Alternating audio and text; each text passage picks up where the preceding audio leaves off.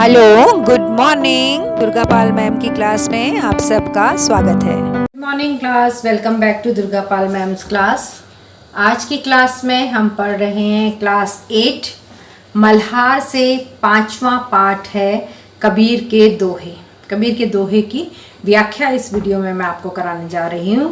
पहला दोहा है, सांच बराबर तप नहीं, झूठ बराबर पाप। सांच का मतलब होता है सच। सच के बराबर कोई तपस्या नहीं है और झूठ के बराबर कोई पाप नहीं, यानी कोई बुरा काम नहीं है। सच बोलने के बराबर कोई भी भगवान की भक्ति नहीं है, कोई तपस्या नहीं है, कोई अनुष्ठान नहीं है। सच सबसे बड़ी तपस्या है और झूठ के बराबर कोई पाप नहीं, यानी झूठ पाप से भी गलत है, पाप से भी घटिया है। जाके हृदय सांच है ता हृदय गुरु आप। और जिसके हृदय यानी दिल में सच्चाई बसती है, उसके दिल में भगवान का वास होता है। जिस मनुष्य के दिल में सच रहता है, उस मनुष्य के दिल में भगवान रहते हैं। तो यहाँ शब्दार्थ है, सांच सच सच्चाई, तप तपस्या, पाप गलत काम, जाके जिसके हृदय। अब है इन पंक्तियों का प्रसंग। प्रस्तुत पंक्तियाँ हमारी हिंदी की पाठ्यपुस्तक मल्हार से कबीर दास द्वारा रचित कबीर के दोहे से ली गई हैं। इस दोहे में कबीर जी ने सच बोलना सबसे बड़ा तप बताया है और झूठ बोलना सबसे बड़ा पाप कहा है। इस दोहे का भावार्थ है, सत्य बोलना सबसे बड़ी साधना है और असत्य बोलना सबसे बड़ा दोष है। जिसके मन में सत्य बसता है, वहाँ स्वयं गुरु या ईश्वर का वास होता है। और इसकी व्याख्या है, कबीर दास जी बताते हैं कि जीवन में सच्चाई का महत्व सबसे ऊंचा है। सत्य का पालन करना किसी गहन तपस्या के समान है, जबकि असत्य बोलना बहुत बड़ा पाप माना जाता है। जो व्यक्ति हृदय से सच्चा होता है, उसके मन में गुरु या परमात्मा खुद ही वास करते हैं। इसलिए हमें हमेशा सच बोलना चाहिए और ईमानदारी को अपना जीवन आधार बनाना चाहिए। सांच बराबर तप नहीं। कबीर दास जी कहते हैं कि सच के बराबर कोई भी तपस्या नहीं है, कोई भी प्रार्थना नहीं है, कोई पूजा, कोई अनुष्ठान नहीं है सच के बराबर। झूठ बराबर पाप और झूठ बोलने के बराबर कोई भी गलत कार्य नहीं है। जाके हृदय सांच है, जिसके हृदय में दिल में सच्चाई बसती है, ता हृदय गुरु आप। उसके हृदय में गुरु खुद वास करते हैं, भगवान खुद वास करते हैं।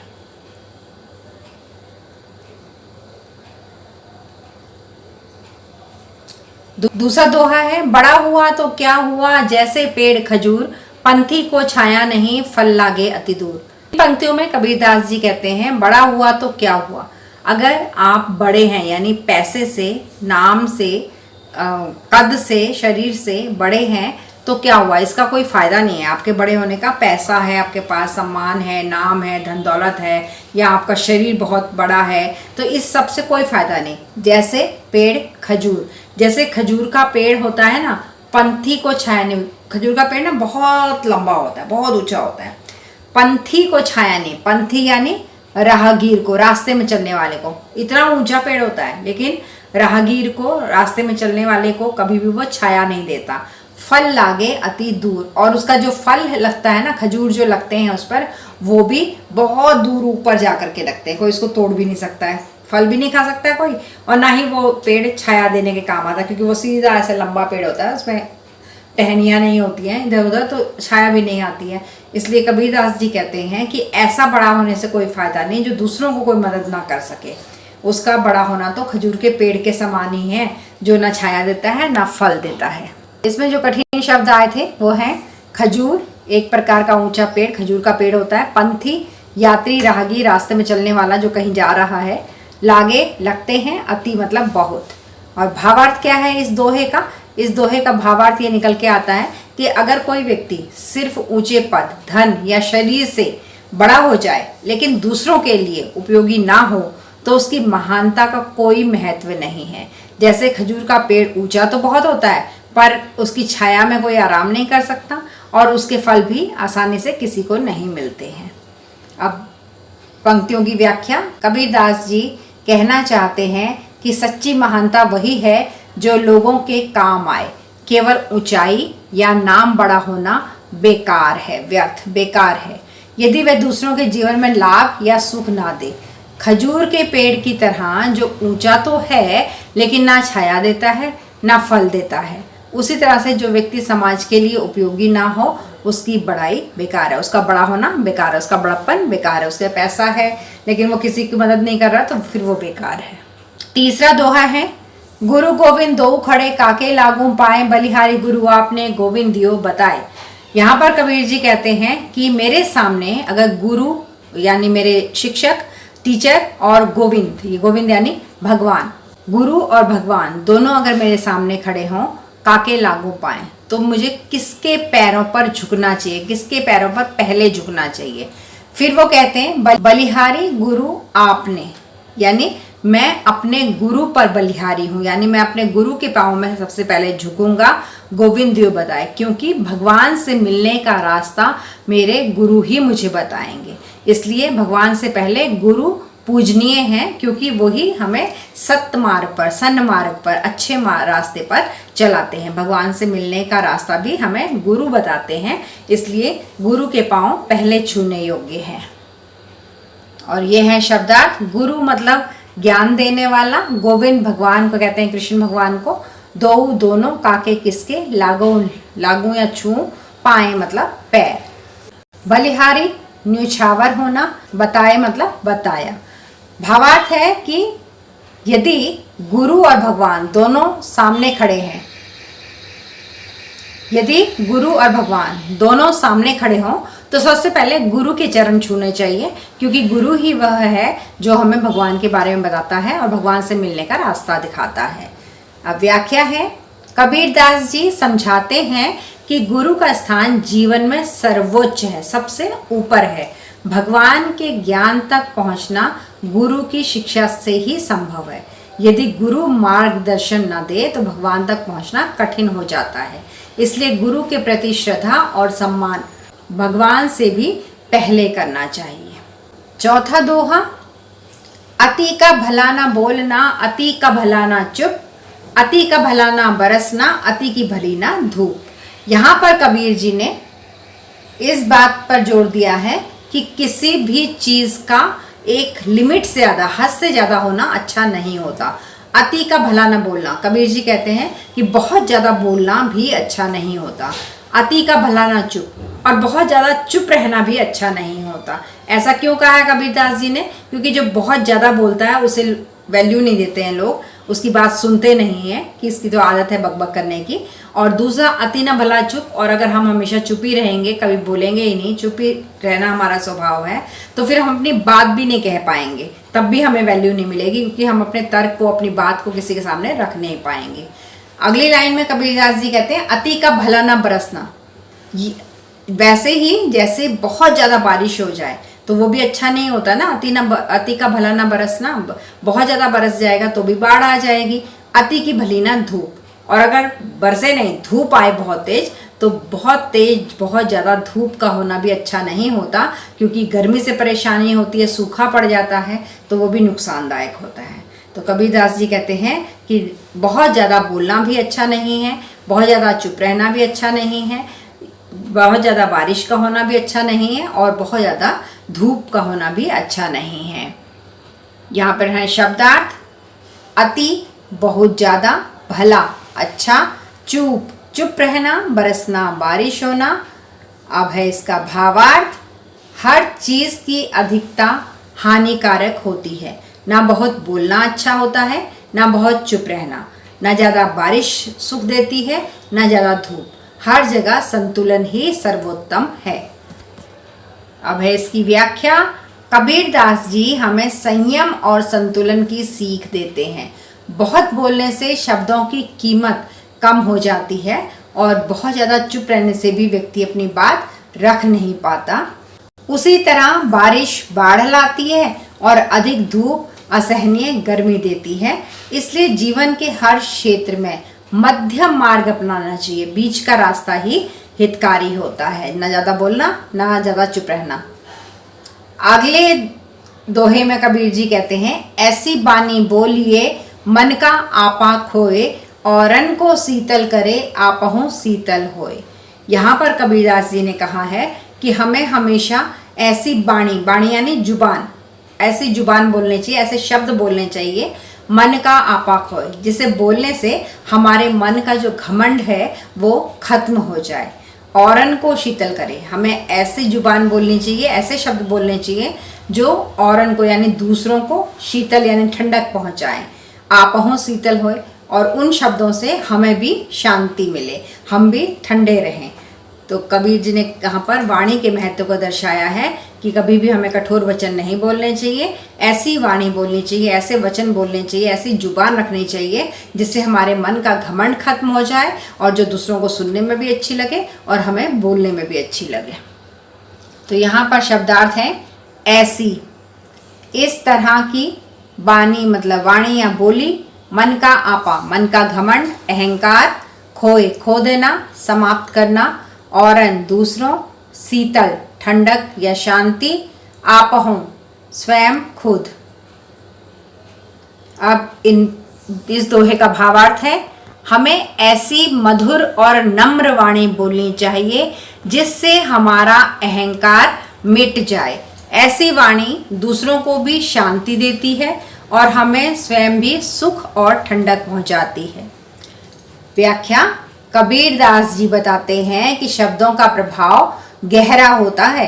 कठोर और अहंकारी वाणी से लोग दूर हो जाते हैं, जबकि प्रेमपूर्ण और विनम्र बोल से हम दूसरों का दिल जीत सकते हैं। मीठी वाणी से न केवल श्रोता मतलब सुनने वाला, मीठी वाणी से न केवल श्रोता प्रसन्न होते हैं बल्कि बोलने वाला भी भीतर से शांति का अनुभव करता है।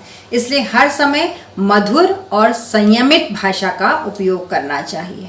अगला दोहा है, निंदक नियरे राखिए, आंगन कुटी छवाए, बिन पानी साबुन बिना निर्मल करे सुभाए। निंदक नियरे राखिए, निंदक का मतलब होता है आलोचना करने वाला, जो आपकी निंदा करता है, बुराई करता है। नियरे, नियरे का मतलब है नजदीक, ये इंग्लिश जैसा शब्द लग रहा है, नियर, नियरे मतलब नजदीक। आंगन कुटी छवाए, आंगन मतलब जो घर के आगे आंगन होता है ना, थोड़ा जगह खाली होती है। कुटी, कुटी का मतलब झोपड़ी, छवाए मतलब बनाकर। कबीरदास जी कहते हैं इस पंक्ति में कि हमें जो हमारी निंदा करने वाला है, जो हमारी बुराई करने वाला है, उसे अपने बहुत नज़दीक रखना चाहिए। बल्कि उसे कहाँ रख लेना चाहिए? अपने ही आंगन में एक कुटिया बनाकर वहाँ रख लेना चाहिए उसे। बिन पानी साबुन बिना, बिना पानी के, बिना साबुन की, निर्मल करे सुभाए, वो तो हमारे आचरण को बिना पानी और बिना साबुन के ही निर्मल कर देता है, स्वच्छ कर देता है, साफ कर देता है, यानी धो देता है। अगर कोई हमारी बुराई कर रहा है तो हमें उसे बुरा नहीं मानना चाहिए, हमें उसे अपने बहुत पास में रखना चाहिए, उसकी बात को सुनना चाहिए, समझना चाहिए, क्योंकि जब भी बुराई निकल के आती है तो उसके अनुसार हम फिर अपने आप को सुधार सकते हैं। तो इसीलिए कबीरदास जी ने कहा है कि निंदक तो ऐसे होते हैं जो बिना पानी बिना साबुन के हमारे चरित्र को, हमारे स्वभाव को एकदम स्वच्छ कर देते हैं। कठिन शब्द आए हैं इसमें, निंदक बुराई करने वाला यानी आलोचक, नियरे पास, आंगन घर का खुला हुआ भाग, कुटी झोपड़ी, छवाए बनवाकर, बिन बिना निर्मल साफ या शुद्ध, और सुभाए का है स्वभाव या आचरण। भावार्थ क्या बनता है इस दोहे का? कबीरदास जी कहते हैं कि आलोचक से डरना नहीं चाहिए और ना ही उसे दूर करना चाहिए, उसे अपने निकट रखना चाहिए, क्योंकि उसकी बातें हमारी कमियां उजागर कर हमें सुधरने में मदद करती हैं। अब इसकी व्याख्या है, कबीरदास जी समझाते हैं कि निंदक या आलोचक बिना किसी साधन के ही हमारे दोषों को दिखाकर हमारे स्वभाव को शुद्ध करते हैं।